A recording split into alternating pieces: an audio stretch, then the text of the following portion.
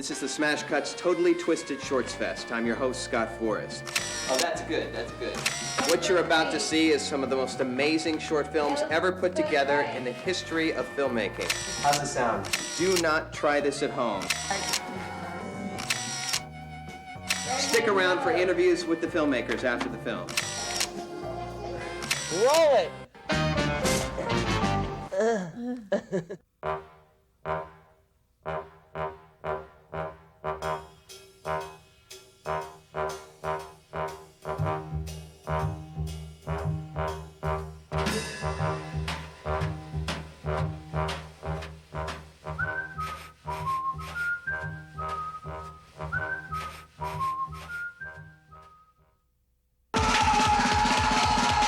Smash Cuts!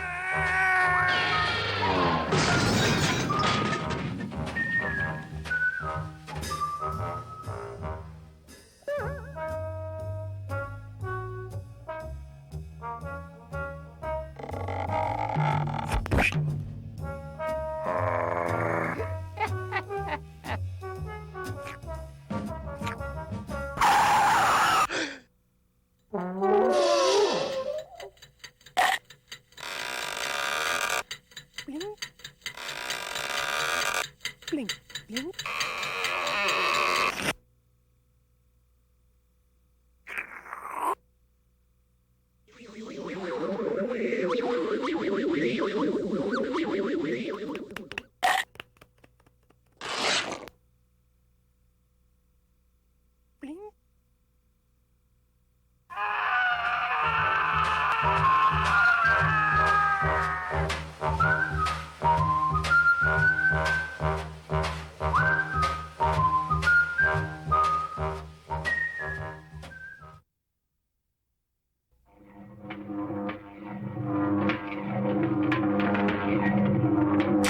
In this complex world of hard-charging profit centers, there are many who never find their way. They gaze up from their toils to find themselves crushed between the twin grindstones of science and necessity.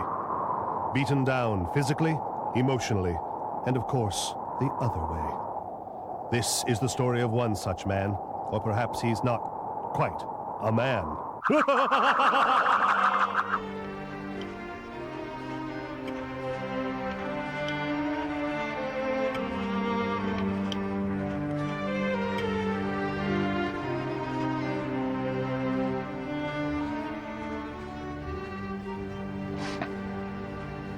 This is good, honey. What is it? Fuck off. Okay. Oh, before I forget. Hey, shut up and stop acting like my husband, okay? I didn't marry you. I married a human being. And you know what? If I could figure out a way to get rid of you and still cash your disability checks, by God, I'd do it, never look back.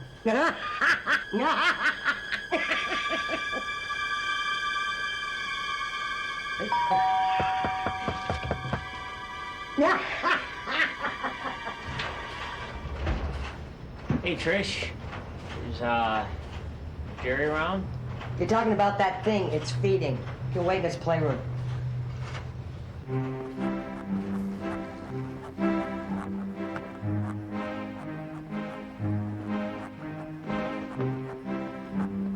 You ready to play? Hey, Jerry. I finally figured out a way to pull us out of this crap our lives have turned into. Oh, am I doing this? Oh, my God, you're killing me, you're killing me. Hey! Did you hear what I said? Tyler, this crap is what we've got. The factory blew up, We can't change that. Dynamic business machines apologized, and they rebuilt us the best they could, and we get full wages for life. Best they could, Jerry? Over 60% of our bodies are fax machine parts. I mean, I have a metal plate with the serial number where my left nipple ought to be, Jerry.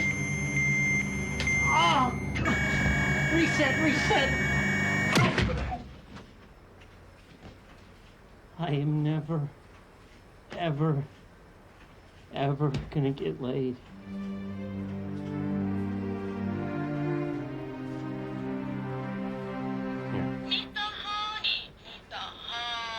Grab a toy. No more toys. We're not human. That's why this shit isn't fulfilling. We gotta do what other non-humans do. Who, you mean like animals? They do a trick and you throw them a... No, non-human people. Right here. Aliens? Oh, yeah. See, they ain't human, but they're people. Just like us. And they've got these exciting postmodern lifestyles, and they got respect. But Tyler, what can we do that aliens do?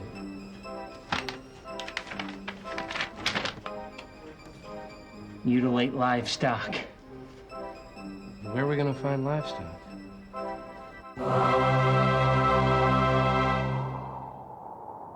Yes!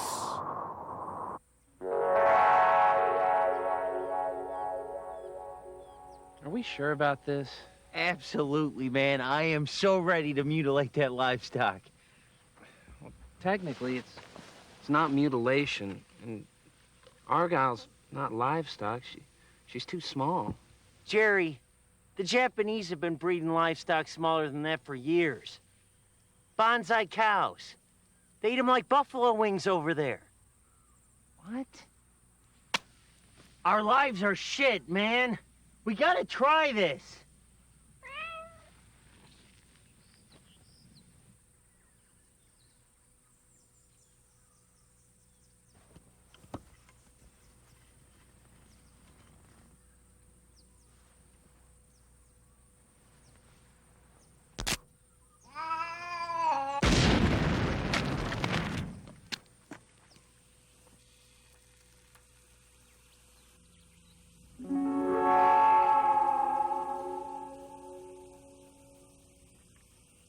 That made me so fucking hard.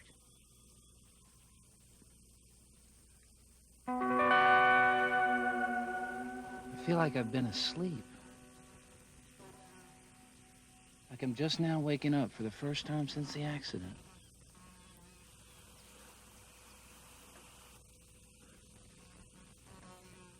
We got work to do. Let's do it.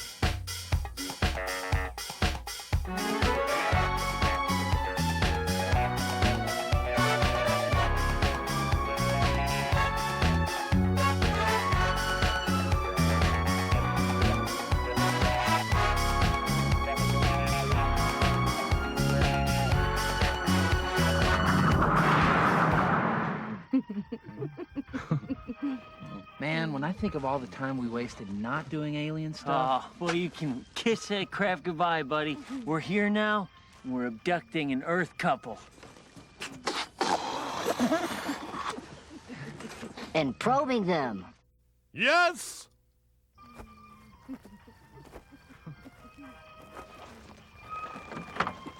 Earth dwellers, you will... Who the fuck are you? Shut the door, asshole. Negative. You will... Oh. Submit to me. Submit. Submit. No. A blow, $60. A screw, $60. How much to probe you? $60. Yeah, Ma, he's out doing it right now in his little alien costume. Hell, I wish he was one so I could call the FBI and haul his ass away. Oh, he just pulled up. I gotta go.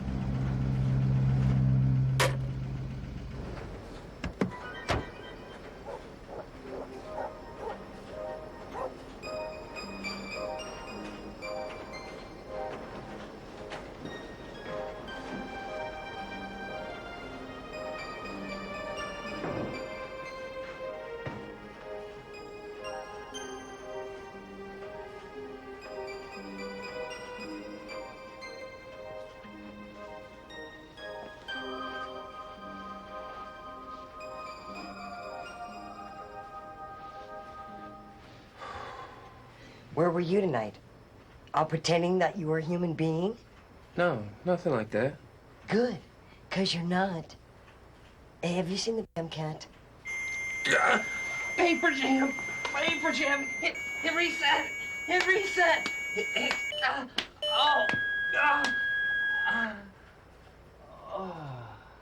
Oh my God! Can't you control yourself? Look! It's only toner, honey. Look, I'll clean it up. I No, will. you're gonna sleep in it. Yeah, come on, turn around. There you go, here's your little bed, now you can lie in it, huh? How does that feel?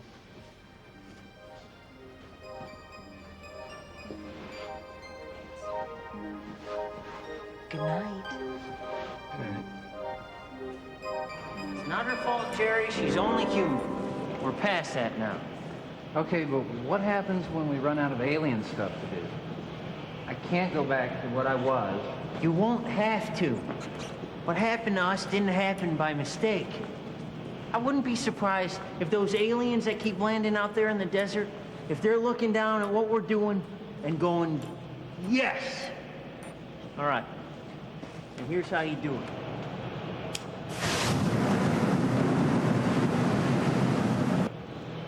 We scorch the concrete, make it look like spaceships landed here. Like one of those crop circles or the Indian burial grounds that look like chickens. Wait, why would a spaceship land in an underground parking structure? I mean, how could they even do that? Happens all the time back east, man. Come on.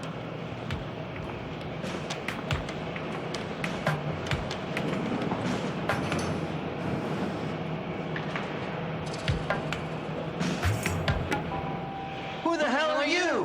Who the hell are you?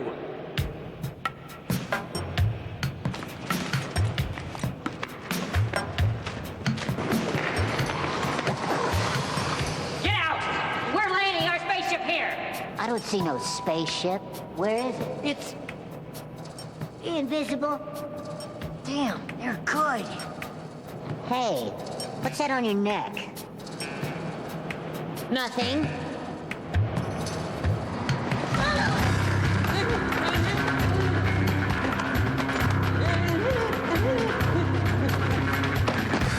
Hey, is that the ass end of a light bulb? This guy's got one too. No, we don't.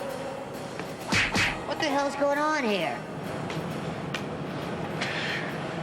Tell him. Tell him, Kyle.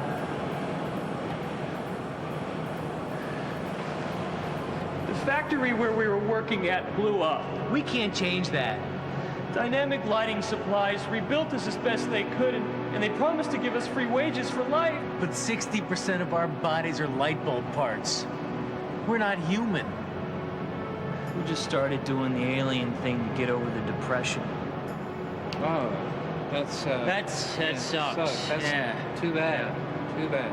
Listen, we come in peace. How about we all land our spaceships here? No way.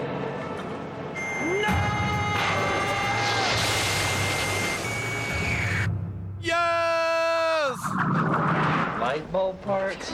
Those guys are fucking useless. Hey, are you sure we can go in the house like this? Where's Trish? Oh, she's at work. Oh, all right. Hey, nice job with the ass thing. Oh, thanks. Kind of burned. I was thinking the next time.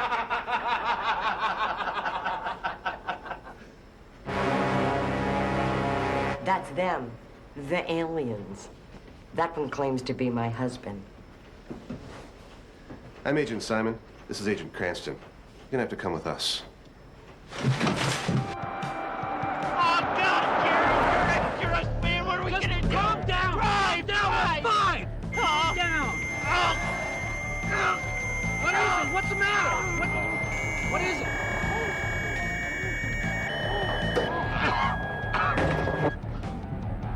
It's from the FBI.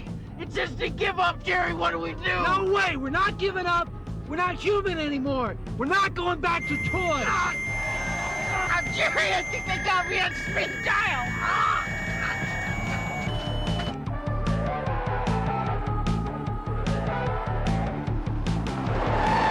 What are we stopping for? for? You're right behind us, Jerry! There's no place left in this world for us. It's time we went. Went? Went where? Like you said, they're up there watching us. We're their kind of people, and now they know it. Hey, down here, we're ready. Come get. Come on. Hey, come on. Come on ready. down here. Down we're here. down here. Hey, right down here. over Come here. on. Come on. Come on. Hey, right down here. over Come here. on. Come on. Come on, buddy. Come on now. We're ready. Come on.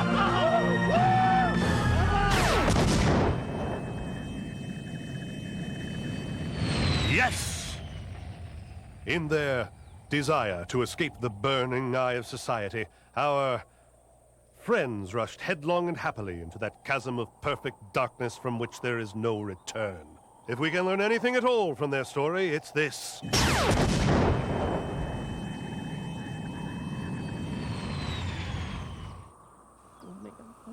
Oh, God, I didn't mean it. I was just messing around. I'm getting...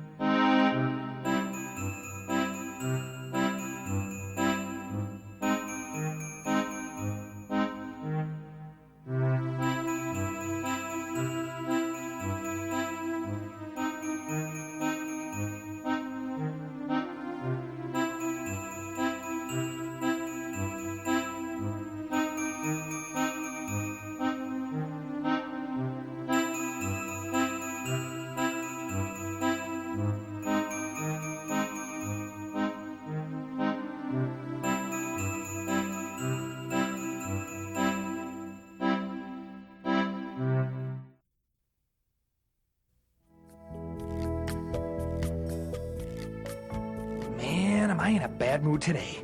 Hey, Yes, sir. Hey, is that the plane that belongs to those two scumbag capitalists who've been tearing down orphanages to build topless golf courses? Yes, sir. Good, because I feel like breaking shit. Very good, sir. What the? Hey, listen, Chuck Yeager boy. This plane better start moving again, or I'm gonna kick your... Hey, shut up. This is God. God? Who the fuck... Oh, no! Fuck, you are both so fucking dead. Oh, no. Those fucking idiots. God, that felt good. Whew. Yes, sir. You know, hell is too good for them bastards. Yeah, it is, sir. Well, maybe I should fuck with them some more. Hey, Saint, Yes, sir. Tell Saint Pete to make him into coffee beans. Yes, sir. Make shit up if you have to. Coffee beans, yes, sir. Sir, what about the plane crash, sir? Well, shit happens, doesn't it? Yes, sir. An act of God, sir. Hey, that's funny. They're gonna love that in accounting. Oh, thank you, sir. Listen, guys, it's not that I don't like you, which I don't. But God turned you in personally, so politically, going easy on you is like fucking suicide. A sin, too, by the way. But coffee beans? I mean, shit. You don't have nothing on us anyhow. Why don't you just... I think what Louis is trying to say is that we have repented. Fuck that, Frenchie. I ain't repainting shit. Louis, you pea-sized, rodent-brained glue addict. Beg for mercy with your asshole, you pencil-dicked imbecile, or we'll be fucking beans forever. Okay, look. Listen, fellas. No way I'm going against a direct order from God. And frankly, I think he's right. You've been reincarnated as coffee beans, and you'll be returned to Earth until you learn your lesson, or we think of something worse. Worse? Well, I'll tell you what would have been worse. If I had been some faggot fisherman hanging out with a long-haired Santa-wearing hippie freak on the fucking Sea of Galilee. Why, you couldn't get laid if your dick was blessed by the Virgin Mary herself, you holier-than-thou cock-monkey. You dim-witted ninny. You butt-munch-urban cowboy with gerbil stuck up your butt. You goddamn God's postal worker. Take that! Woo-ha! Oh, Jesus fucking Christ! Yo, Peter! What? Oh, gee. I mean, sorry, man. False alarm. Go back to your healing tricks, dude. Fuck, I'm having a bad day.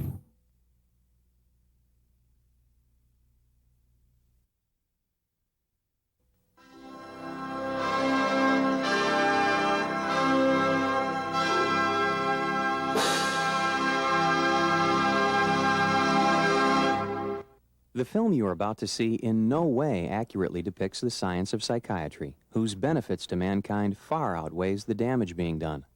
The film's characters and story contained herein are an absolute fabrication. The film is a bundle of lies, sprinkled with fiction, and then sautéed in a wrong sauce. Upon viewing the film, some may conclude it as an accurate portrayal. Well, it's not. The Association of Psychomanipulation do not condone this film, nor are they in any way associated with it, nor am I associated with them, neither singularly nor separately. I am merely a spokesman hired as the result of an out-of-court settlement between the aforementioned association and the producers of this film to state categorically that this film is maliciously erroneous and viciously distorted. Enjoy the film.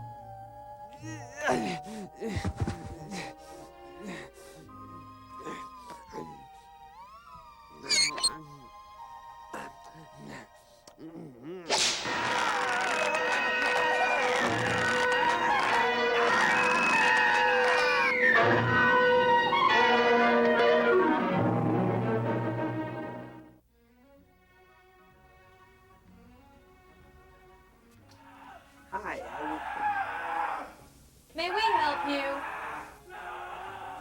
Yes. I was sent by the Antwerp Corporation for a psychiatric evaluation. It's required for all new employees. Really? Yes, it's just a formality. You don't seem very cooperative. Well, it was a long drive from the city, and it does seem a bit unnecessary. Are we going to have trouble getting you to cooperate?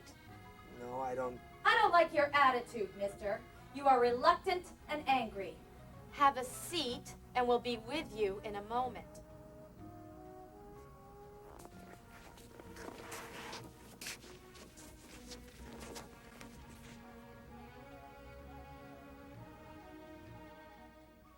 Doctor, this is Mr. Gaxton. He's here for a psychiatric evaluation. Thank you, Betty. Watch him. He's reluctant and angry. Mr. Gaxton, I'm Dr. DeWalt. Antwerp, good people. This shouldn't take long. Just a series of questions. I'll make some notes, and we'll be done. Great. Is your nurse all right? No. Why do you ask? It just seemed that she was a trifle upset. Do you think she was upset with you? I don't know. It seemed that way. I don't believe I did anything. What do you think could have caused her to become upset? I don't know. Do you often think that people are upset with you? No. Am I upset? I don't know. Am I pretty, Daddy? I'd like to keep you for a few days of observation. What? Look, I'm afraid that's impossible. I have to be back in the city. Horse! Stop! Take him, please. He's reluctant and angry. We're going to help you, Mr. Gaxton.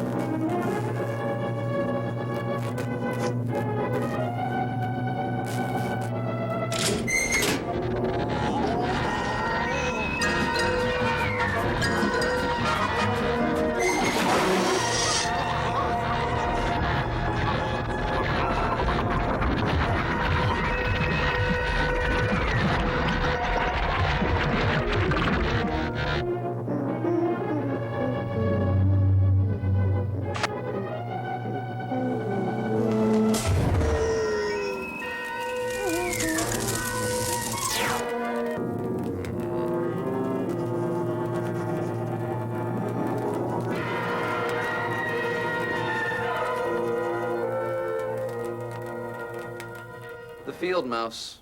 One of the fiercest predators you'll find in a field. They've been known to drag down prey 5 times their own weight. Doesn't seem too tough now, does he? Nature. Mr. Gaxton, you've been resisting our therapy. Don't you want to get better? Sure doesn't seem like it. We tried behavior modification, but you refused to adapt. So then we tried the drug therapy. We started you off with the Percocet. But one of the common side effects of Percocet is hysterical delirium. So we were forced to take that down a notch with the Silazan, which unfortunately made you too relaxed. So we had to crank you up a notch with the Vibragol Styrate, which raised your heart rate to an almost lethal level and your body temperature to 135 degrees. Wow. Thank God for ice chips, huh? That Vibragol Styrate really is a wonder drug. In any event, we were forced to pump massive doses of sodium lascola into your system, which wiped the slate clean and brought us back to square one, reluctant and angry. So, since you refuse to respond to your medication, and due to certain budgetary and time constraints, we have decided to move on to cranial drill therapy. Okay. Mr. Gaxton, if you'll just pick a spot on the wall. Mr. Gaxton, please. There's nothing to be afraid of. It's perfectly simple. Look.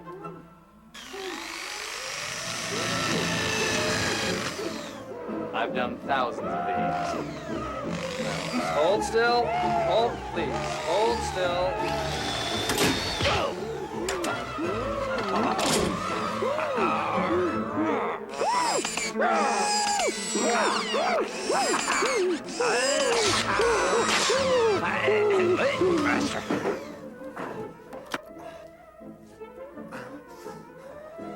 Horace, well, the patient has escaped.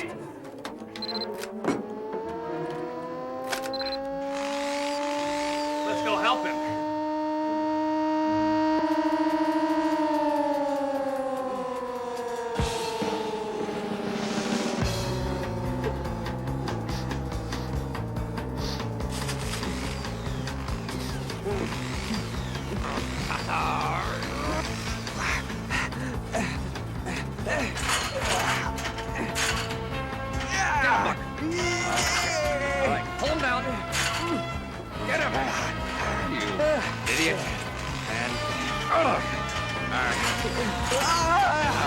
Perfect. Focus. All right. Give me a little help here, Foz. All right.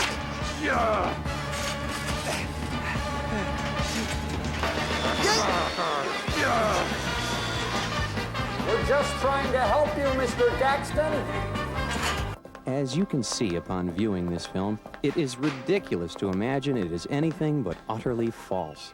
Again, the Association of Psychomanipulations want you to know that...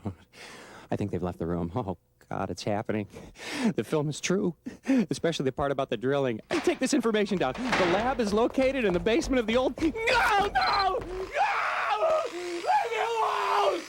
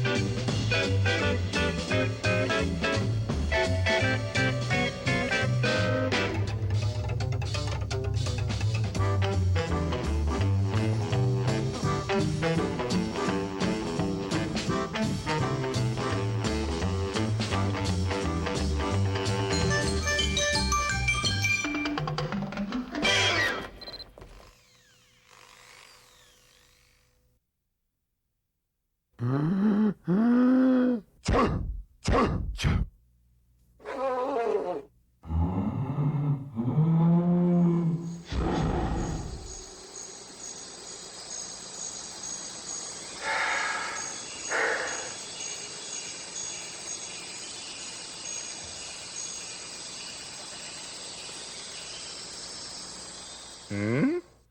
Huh?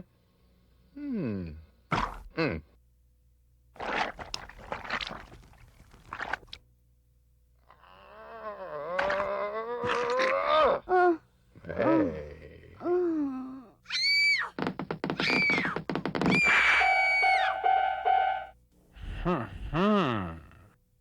Ow.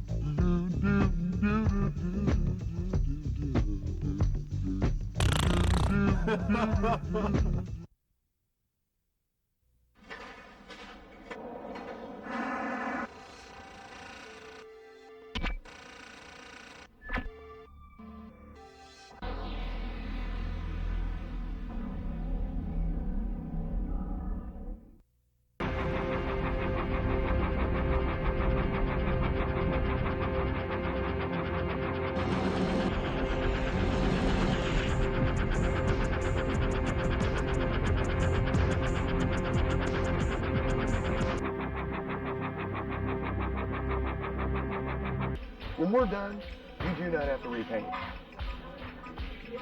Johnny blows the brains out, you're not repainting when we're done.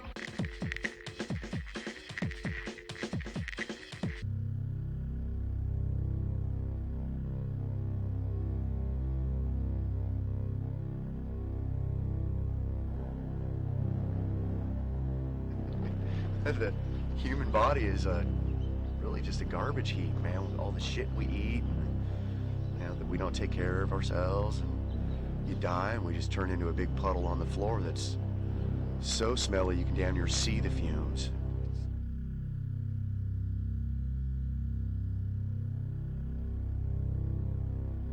All of this, it looks like mud, is gore. It's body fluids. Those are larvae. Maggots. Maggots.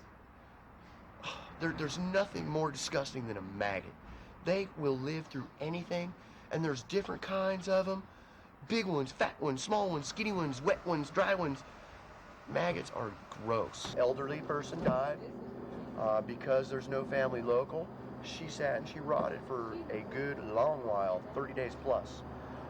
What exacerbates the problem on this job is we had 17 dead cats. Now, right now, I'm tasting kitty. You getting whiff? Yeah. Psychosomatic. I'm eating it right now. While I was building crime scene cleaners, I also started an escort service.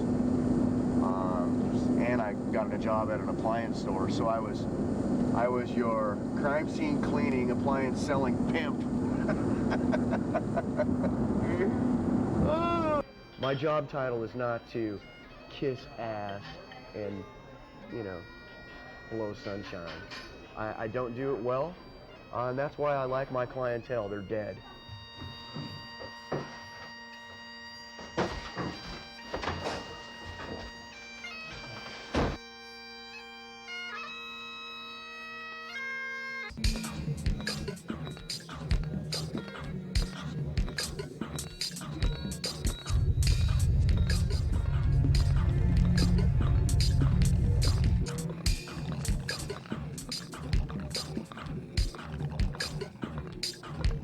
Never in my wildest dreams thought I'd be scraping brain off ceilings. No. I always knew that I had potential. I think it's a new service that's just coming onto the horizon. There's some extremely large companies that do hazardous cleanups. However, they're extremely expensive, and we've only located one small company that is willing to do the kind of cleanup that we need. Urine, biological hazards, blood, homicide.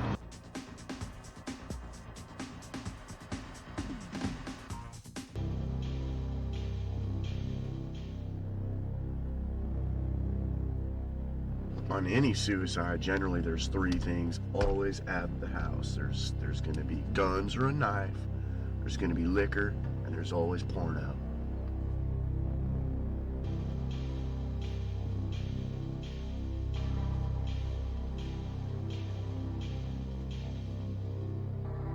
We're in the great city of Berkeley, California right now.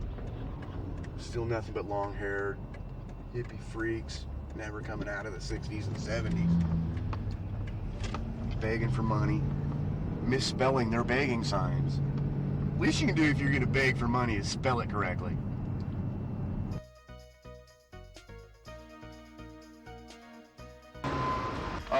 Well, this morning we had a mattress box spring and some linens that had blood on them, so we dumped them at this transfer station because they will take medical waste. It's not necessarily AIDS, it's the problem. That generally dies 3 to 6 hours after exposure to oxygen.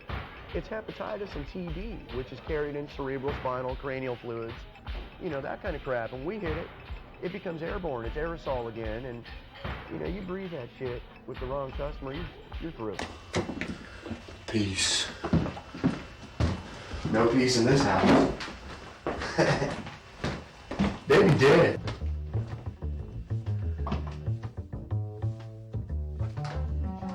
$6.75. This will be in the subfloor, for sure. Okay, my testicle is ruptured now. I'm good to go.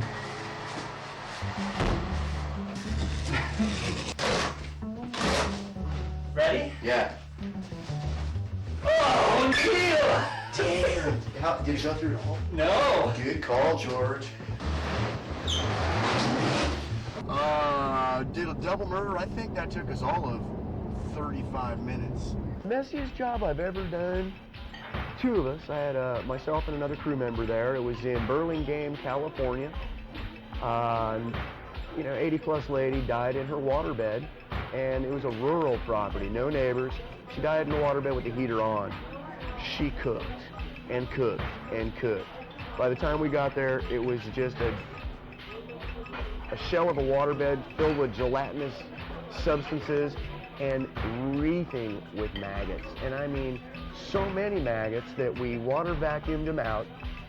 And while they were hitting the inside chamber of the vacuum, it was like a fucking machine gun. You know, and I'm holding the vacuum and my stomach's crawling and my boy's in the bed just, you know, with the, you know, and then we take the water back into the bathroom to dump in the toilet, which is legal because it goes into the sewer treatment. And you pop the top on the vacuum, the maggots are crawling up the side, and you gotta slam them back down, and it's just the most god-awful thing you've ever seen. He's a different breed. Anybody that watches a Quentin Tarantino movie and builds a business after that is pretty much a sick freak. I mean, we love him, but he's a weirdo.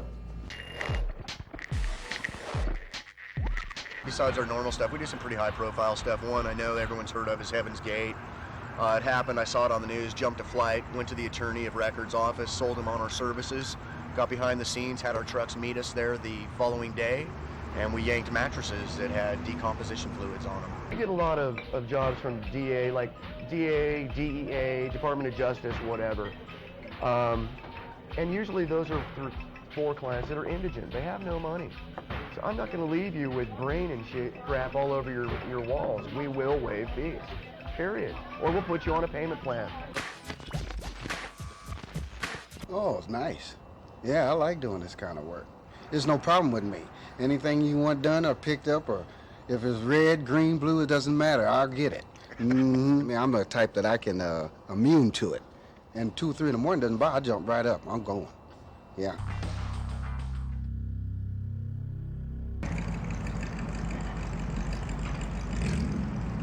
We're down in fine town of Ontario tonight. We came down with a partial load, which consists of a couple of red bags from one of our grocery store chains. One of the red bag is spontaneous abortion in the bathroom, which we scooped out of the toilet. And the other is just a big bucket of puke. Along with our motel chain contract in Ontario's bloody mattresses and carpets and miscellaneous linens and knives and you name it. My next job is a bed bug infestation. Old lady couldn't really take care of herself, got a lot of bed bugs, and now the whole 30 stories is having problems. So we're gonna go in, look at it, fix their problem.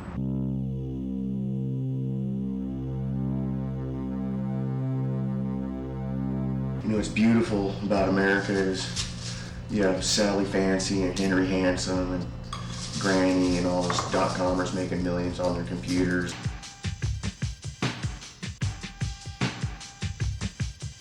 You know, we're both achieving the American dream. They're just doing it with a keyboard, and I'm doing it with scrapers, brushes, and shovels. One of the major phobias I've developed doing this line of work is I do not want to die and decompose. I want to be burned. You know, I believe to a certain extent that you die and your soul goes to heaven or, you know, whatever, but I don't care. I want to be burned, and I mean burned. Yesterday, do it in the fireplace, lighter fluid, fine. I'm just not going out like that.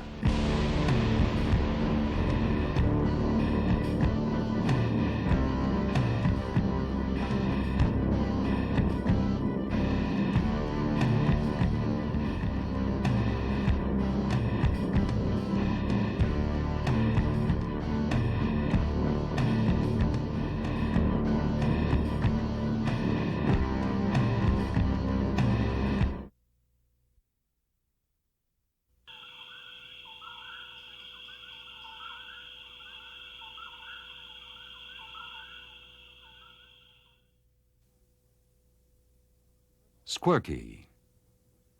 Perched on its hind legs, with its velvety soft mane, the squirky is a classic example of genetic diversity. Always cautious and alert, the squirky has the ability to take flight at any sign of danger. However, persistent hunters often prevail due to the limited wingspan, which allows only a few moments of hovering flight. The wild squirky is a traditional delicacy of the region and owes its unusually fine flavor to its mixed diet of berries, seeds, and insects. Originally native to the southern underbrush area of Ohio, the squirky is now abundant throughout the state. Rackie deer. Nocturnal, the rackie deer spends the daytime hours curled up in wooded underbrush. The antlers provide effective camouflage from predators and also act to balance the animal, offsetting the large but agile feet. When pursued, the rackie deer will run with powerful leaps at measured heights of 10 to 12 feet. The rackie deer is a meticulous eater. After a night of foraging, it will wash its food, usually small rodents or frogs, with water before eating. The long, rippled fingers also enable it to scratch the ground for insects and seeds. Good-natured and adaptable, the rackie deer flourish in the woodlands of Ohio. Squirkadile. Measuring only about a foot in length, the squirkadile possesses an appetite that is better suited to an animal twice its size.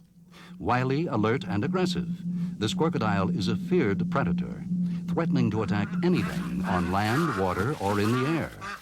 Its streamlined shape and rapid movement, along with its small but powerful wing structure and its ability to float undetected in the water, makes it a true marvel of evolutionary design.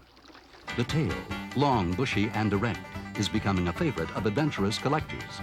In spite of this, the species has been prospering in the low-lying marsh areas of Ohio. Chuck duckalope.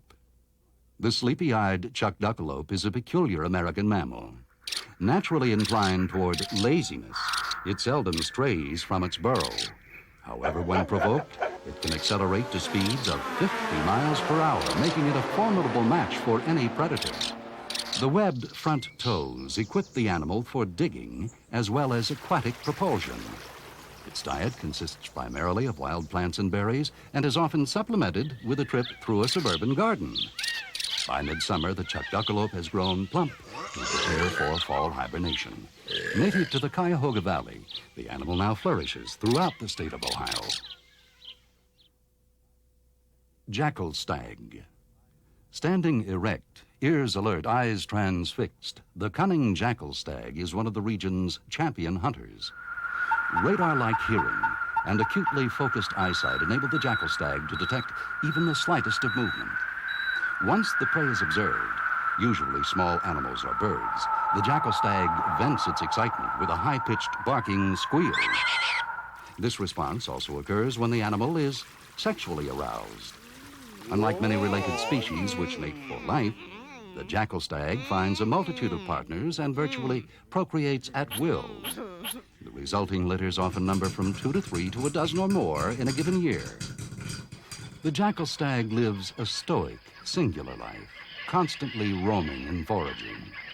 Expert hunters recognize the 4 piercing claw prints and can track it to its daytime refuge of thickets and wooded brush where it is flushed out and often killed. The jackal stag rack and thick furry tail command top dollar from discriminating trophy collectors.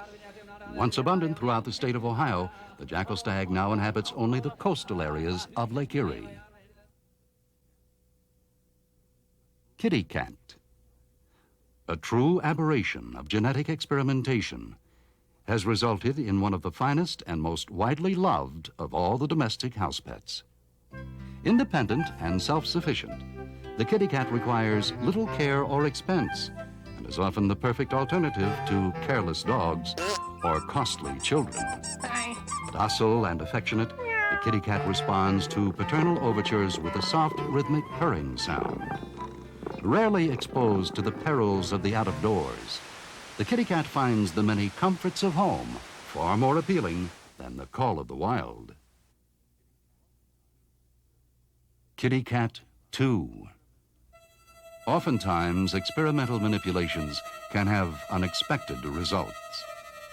On occasion, these results take on an unsightly, even horrific nature.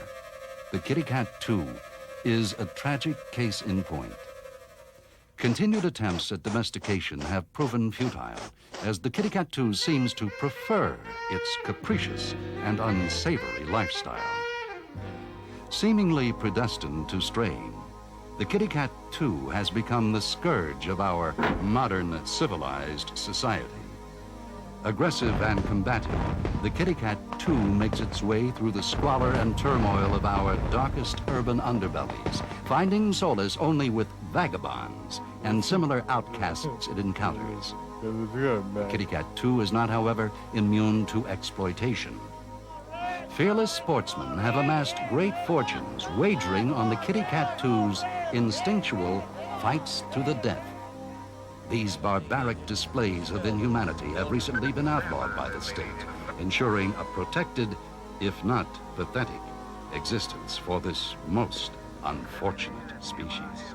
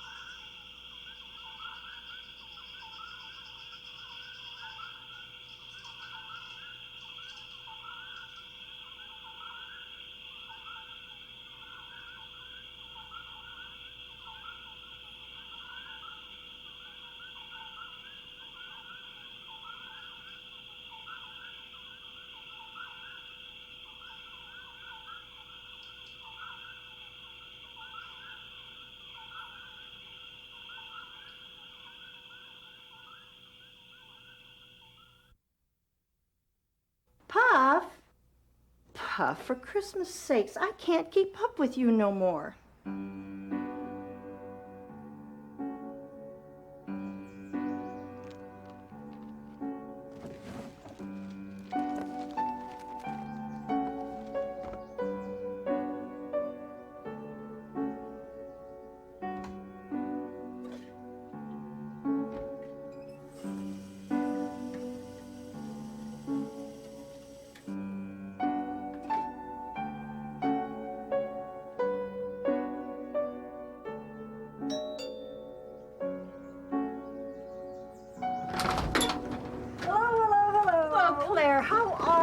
Sweetie, nobody else is here. Come on in.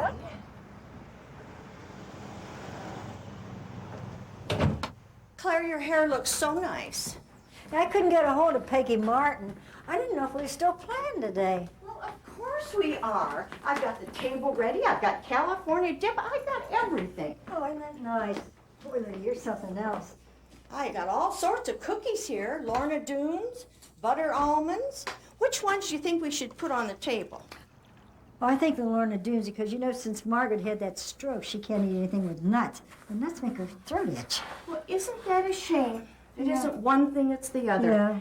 Well, how's she feeling, okay? Oh, not so good. Robert told her she should go to the game. And I said, sure, just to get out of the house sometimes is good for you. Yeah, just if you go to the post office or the store or somewhere, just to get out in the fresh air. Will she be able to play? Oh, I think so. We might have to help her, but she's a survivor, that one. Well, hi. Hi. It's good to see you. Come on in, honey. Well, how you feeling, Margaret? Huh? She said, how you feeling? I got blood in my urine. Oh, isn't that a shame? Oh, poor little Come on in baby. here. Come I'll on, help honey. you. Here we go. Are you ready to play today, Margaret? I can't eat nuts. Oh, I know. Claire was telling me. Here, you sit here. Can you get it? How many pennies per round? 5? 10? How about we start with 5? Okay. Where's Charlotte? Ain't she playing today? She called up and said we should start without her. That crazy son of hers was supposed to pick her up at 3:15, and here it was 4:30, and he hadn't even showed yet. Is he the one on drugs? No, that's Andrew, the divorced one. Two boys used to be so handsome. They had beautiful wavy hair. You know, they could have been movie stars, especially the divorced one. Claire, didn't I see you and Mamie down at the Walgreens yesterday? No, that was on Tuesday. Would you believe we took the number 51 bus all the way down there to get a watch band, and they didn't have nothing my size. They were all too big, every one of them. I asked the fella behind the counter, some Oriental, to help me. Couldn't make out a word he was saying. Gotta cock it, hon. Isn't it awful? I can't even go to ShopRite anymore. Why, half the people there don't even speak English. Now, I don't care if they're black, white, green, or purple, as long as they speak our language fluidly. Absolutely. How's your feet? Oh, they swelled up something unmerciful. Did you ever call that podiatrist I told you about, Dr. Hannigan? No, he's all the way down at 5 Corners. And frankly, I don't care for that neighborhood. You know what I had last night?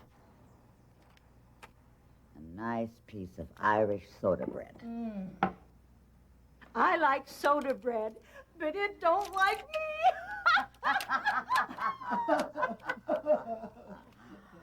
Oh, God, look at your nice new tablecloth. From now on, maybe we should put the gun in our mouths. Good idea. Your mouth, dear. Put the gun in your mouth. What?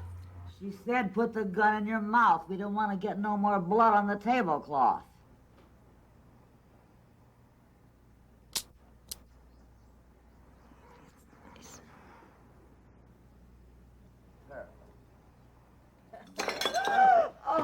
Oh, Jesus, tea is so hard to get out. Now, never mind. These things happen. Little club soda will take it right out.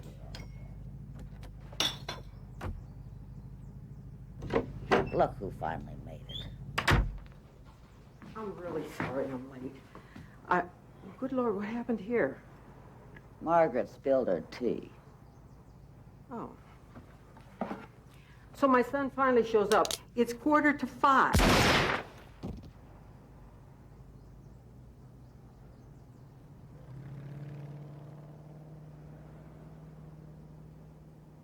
Oh, I thought I heard Charlotte's voice. Now, see, it's taking it right out. Huh. Whose turn is it? Mine. You skipped yours when you went out for the seltzer. The television says it's going to rain. Again? I swear it's rained so much this year. And the roof. Willie says he's gonna fix it. Then he gets a rupture. Can't get out of bed, he says. I don't know what else to do. We could call in a roofer, but they'll charge an arm and a leg. Maybe I should go up there and fix it. Yeah, I can see that happening, me running around on the roof.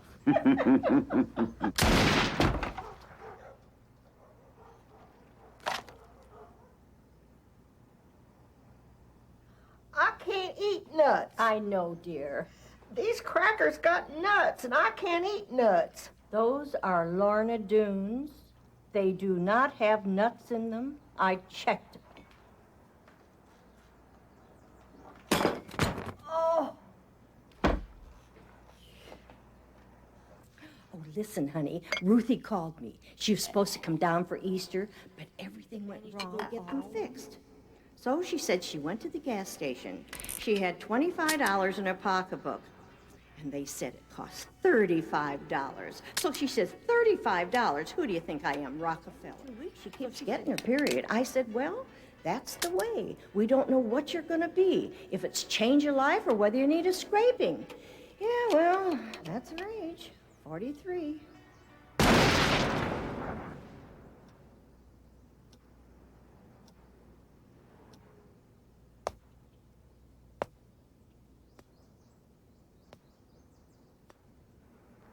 Is she 43 already?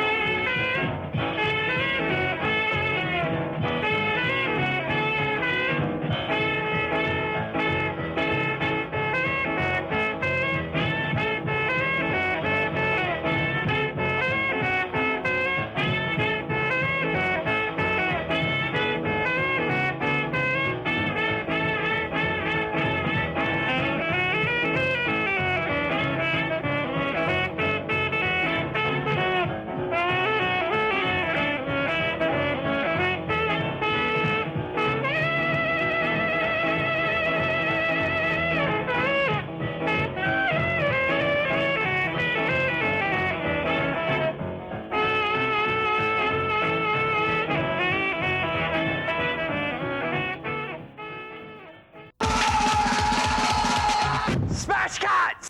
All right, we're here to talk. I'm told about the dehumanized. Dehumanized? Who the hell are you? Who the hell are you? 15-minute video that we made, and we're, you know, damn proud of it. Most of it was actually shot from this very spot in my bedroom and Ken's bedroom, which we share together. Although it's very platonic, but we just enjoy being with each other. Welcome to Smash Cuts. This is an independent filmmaking show, whether you're making videos or features or whatever you want to do. Smash Cuts rocks, my friend. Scott Forrest in the house.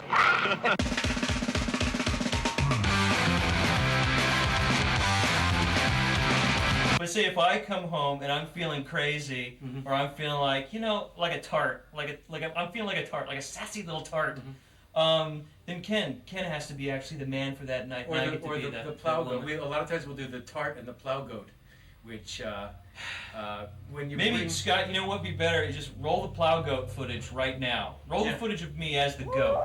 Yeah, to make them understand. Just give a taste of that, because too much of something that good is bad.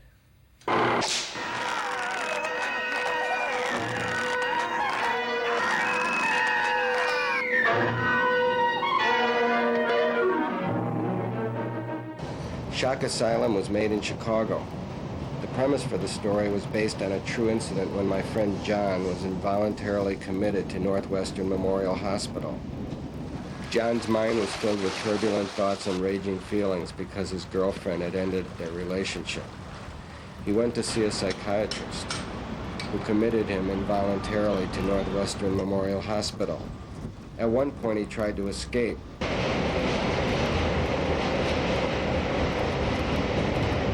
he was captured and returned. There, he was strapped to a gurney with leather restraints. I wrote the script with Paul Dinello, who stars in the movie as Mr. Gaxton, and Stephen Colbert, who plays Dr. DeWalt. Of course, the script was also based on our own extensive experience with mental health problems and evil psychiatrists. After we shot Shock Asylum, we ourselves plunged into a state of turbulence and dark emotions from which we've never recovered.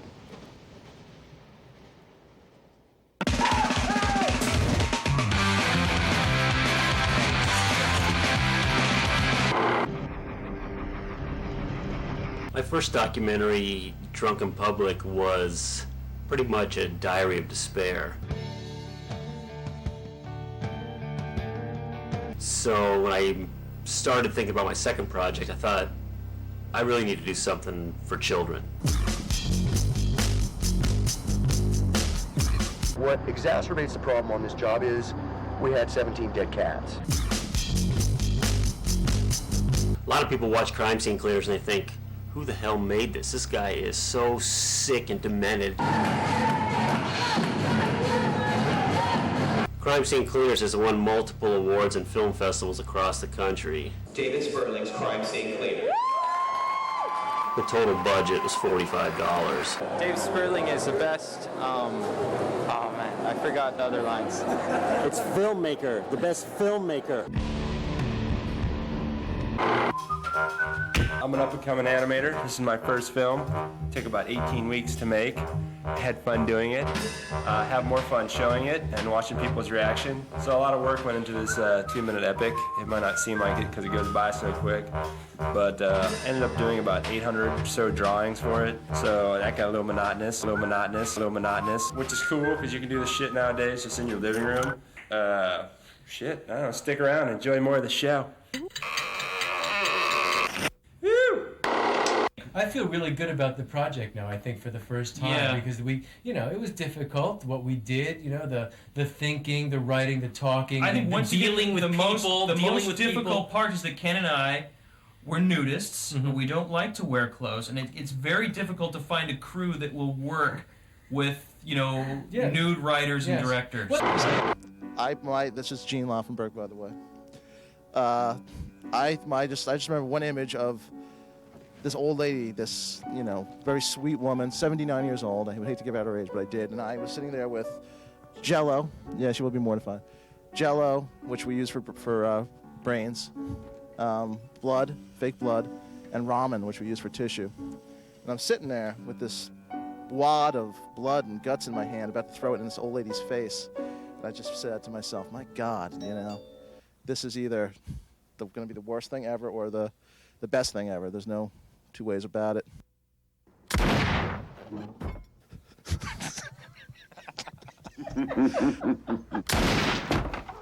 We actually have a movie that's going into production now. It's a comedy with Disney, so we're excited about that. This is Mrs. Huckleberry.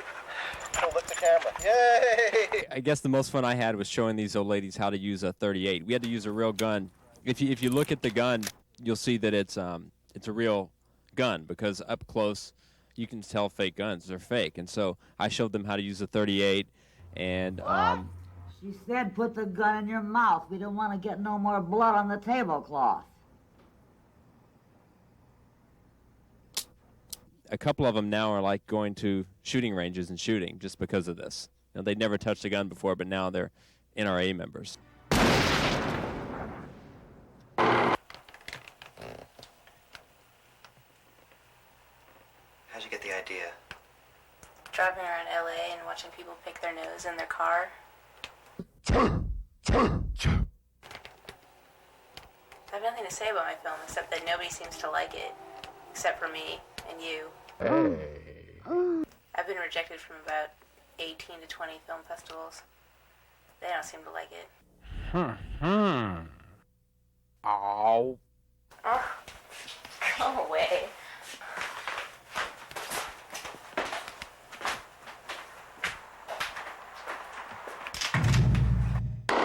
You know what's great about doing this here in a bed with the covers up to here? I'm peeing right now. Mm-hmm.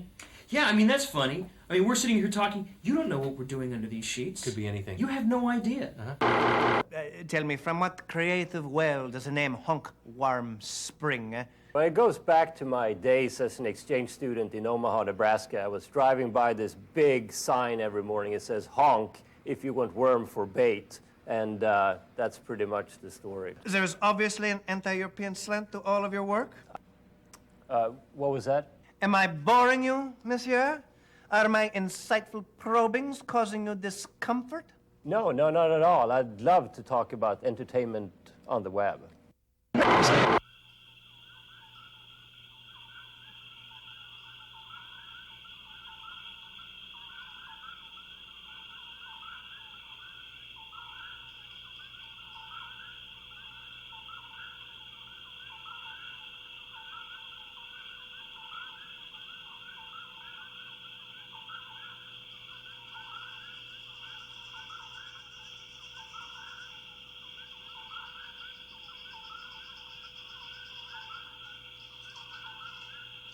What we're trying to do is bring this kind of sassy barnyard energy to the work we do, to what we write together. And try to, you know, if we can bring just a smile to one child's face, you know, through a person dressed as an alien blowing toner out their ass. Yes!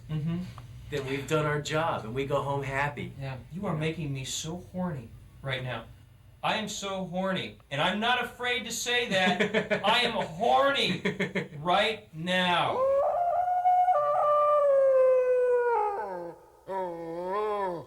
Okay, I think we have enough. Yeah. In fact, I think we have too much. Bye. Enjoy the dehumanized. I miss you.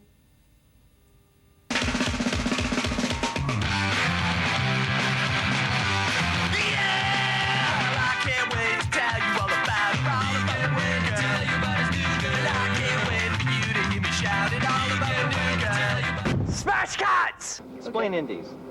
Indies are films made outside the major and even well-known studio process. Like everything. Pulp Fiction is not an independent film. Even though Miramax made it, I think it's still not so much an independent film. But because they had all that money anyway. Well, I believe there's two types of indies here. There's the Miramax, Pulp Fiction, English Patient type of indie, and there's also the guys who put their house, mortgage it up, and sell their cars and on credit cards. That's independent film. Yeah, but Pulp Fiction is like that's as much as independent film as the other. But you have major studio films and you have, just the small studio pictures. Right. And that's what Pulp Fiction is. Yeah. It's not an independent film. It was. The whole thing about it raising $100 million. Well, I guess if it's outside of the 7 major studios, it's considered independent film. Anything financed outside the Hollywood system. Okay. Well, you consider Miramax. So if you raise money in Hollywood, but it's just some Larry the lawyer guy, is that an independent? You just finance that inside the Hollywood. That would be a. I'm just an independent film. Independent film is not necessarily just a guy who makes films for $150,000, $200,000, or $60,000 in his backyard. Independent film is also. Yeah. I mean, it's everything from Sling Blade to Pulp Fiction. Just Pulp Fiction makes so much bloody money that nobody considers it independent film anymore. Yeah, so if you get so what? If we make a little film and by some freak accident we get a big star in it, we're not an independent film anymore? No, it depends on how we finance it. But a big star in it doesn't make it no longer an independent film, right? No, because Sling Blade had right, and that was totally independent. Yeah, but that was done like a couple $100,000. So it's the amount of money that goes into it, and where that money comes. That makes an independent film. That is an independent film. Ripping his argument just to shreds. Yeah, you are. That's it. Go ahead, explain. What is it? What is it? What? Ask him the question. What's independent Look film? at the difference between Pulp Fiction and Sling Blade. No, that's not the question. The That was difference the between those two question. films. What's an You were saying independent film? Independent film is something that's financed outside of the system. Okay, what's the system? System is like all the little ancillary markets and if we're doing a negative pickup deal and we wouldn't raise $1 million to do our film, that would be independent film. Even if we raise $1 million. Because that's through a bank. We raise $1 million to make an independent film. That's what you said, right?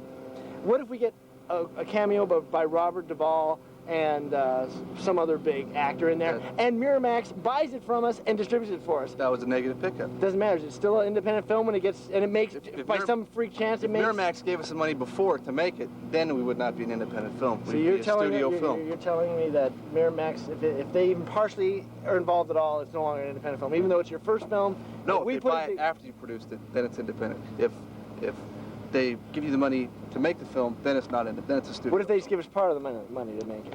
That's a gray area there. That's a gray area, but that's not. This is a gray area right here. No, not gray at all. Totally gray.